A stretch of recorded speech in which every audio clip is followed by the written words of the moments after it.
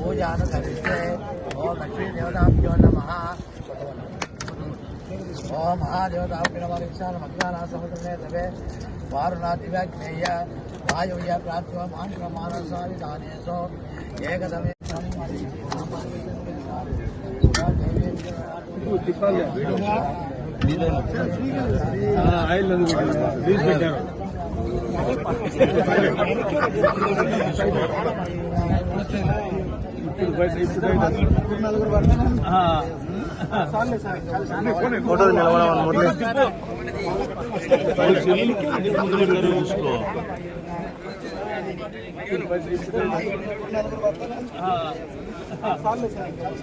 Photo నిలబడమని Murali photo నిలబడమని Murali చాలే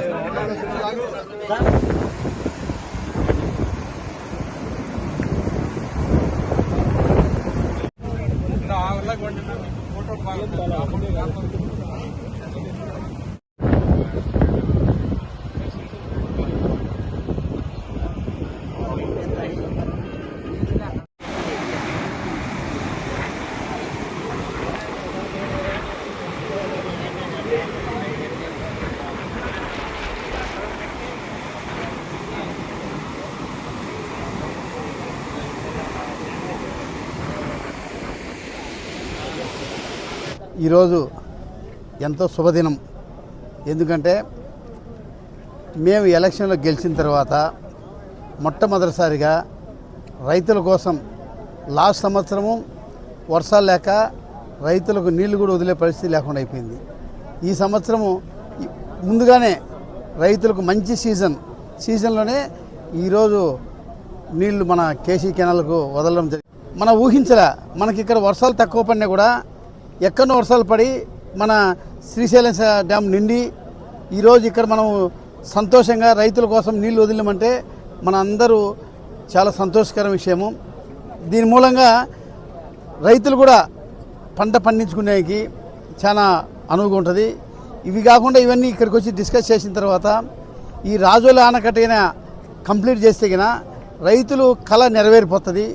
last time కూడా మేము అసెంబ్లీలో ఈ పాయింట్ రైజ్ చేసినాం. ఈసారి అసెంబ్లీలో దీన్ని ఖచ్చితంగా రైజ్ చేసి దీన్ని మన రాజోల ఆనకట్ట కడితే రైతులు, ఎందుకంటే వేరే ఏం లేకుండా రైతుల కోసం ఉపయోగపడేటువంటి కాలువ ఏదంటే కేసీ కెనాల్ కాలువ.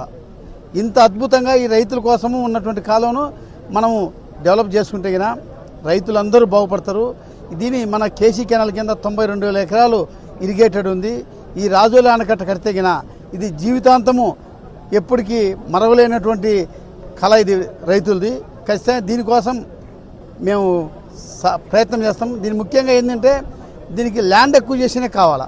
ల్యాండ్ అక్విజిషనే సుమారుగా 9,981 ఎకరాలు ల్యాండ్ అక్విజిషన్ కావాలా. దీంట్లో గవర్నమెంట్ ల్యాండ్ 2,000 ఎకరాలు ఉంది.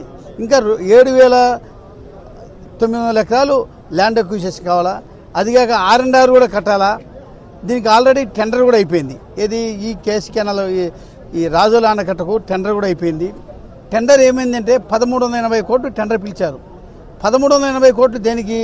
రాజోల ఆనకట్టకు ఒకటి, ఆ తర్వాత కుందు నది ఉన్నటువంటి ఎవరైనా వాటర్ ఫ్లో వచ్చినప్పుడు ఆ సైడ్ ఈ సైడు రైతులకు ఇబ్బంది కాకుండా చెప్పి బండ్ వేయాలని చెప్పి ఒక టెండర్ పిలిచారు. అదే లేకంగా ఒకటి జలదరాశి టెండర్. ఈ మూడు కలిసి 1,380 కోట్లు టెండర్ పిలిచిండ్రు. 1,380 కోట్లు టెండర్ పిలిచినప్పుడు మేమందరం చాలా సంతోషపడినాం. టెండర్ పిలిచారు, వర్క్ అయిపోతే మన రైతుల కళ నెరవేరుతుందని అనుకున్నాం. కానీ ఇక్కడ వీళ్ళు కాంట్రాక్టర్లు, అధికారులు, కాంట్రాక్టర్లు, ఆ తర్వాత ఈ ప్రభుత్వము నాయకులు కలిసి ఇది రాజోల ఆనకట్ట కట్టకుండా కుందు నదిలో ఉన్నటువంటి ఇసుకని ఎత్తుకుంటూ వాళ్ళు వ్యాపారం చేసుకున్నారు. కానీ దీనికి ఇప్పుడు సుమారుగా 130 కోట్ల రూపాయలు బిల్లు చేశారు.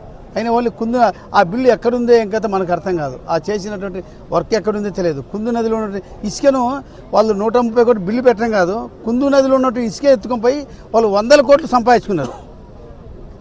మేము చెప్పేది ఆ కాంట్రాక్టర్కు, అధికారులకు ఈసారి మేము వచ్చిన తర్వాత ఖచ్చితంగా ఇది టెండర్ ఫస్ట్ ఇంప్లికేషన్ చేయాలి. మన 350 కోట్లు టెండర్ పిలిచారు, దీంట్లో మన ఇంక్లూడ్ అయి ఉంది. కాబట్టి రాజుల ఆనకట్ట కడితే కన్నా మన రైతులు కల అవుతుంది. అది రేపు జరగబోయే అసెంబ్లీలో కూడా మేము రైజ్ చేస్తాం. దీన్ని ఖచ్చితంగా సాధించేదానికి రైతుల కళ నెరవేర్చేదానికి మా వంతు ఖచ్చితంగా నెరవేరుస్తాం. మాకు కూడా అదృష్టం భావిస్తున్నా. ఫస్ట్ టైం గెలిచినా రైతులు కరెక్ట్ సమయంలో నీళ్లు రావడము, వాళ్ళకి నీళ్లు వదలడము, వాళ్ళు సరైన పంటలు పండించుకోవడము, రైతులు కూడా ఈ సంవత్సరము చాలా సంతోషంగా ఉంటారని చెప్పి మేమందరూ ఆశిస్తున్నాము. మాకు కూడా అదృష్టంగా భావిస్తున్నా. రైతులందరూ చాలా సంతోషంగా ఉండాలని చెప్పి మా ఆశయము. ఖచ్చితంగా ఈ రాజుల ఆనకట్టను ఎంతవరకు ప్రయత్నం చేయాలో ప్రయత్నం చేసి కట్టేయడానికి నా వంతు ప్రయత్నం చేస్తానని చెప్పి తెలియజేసుకుంటున్నాను.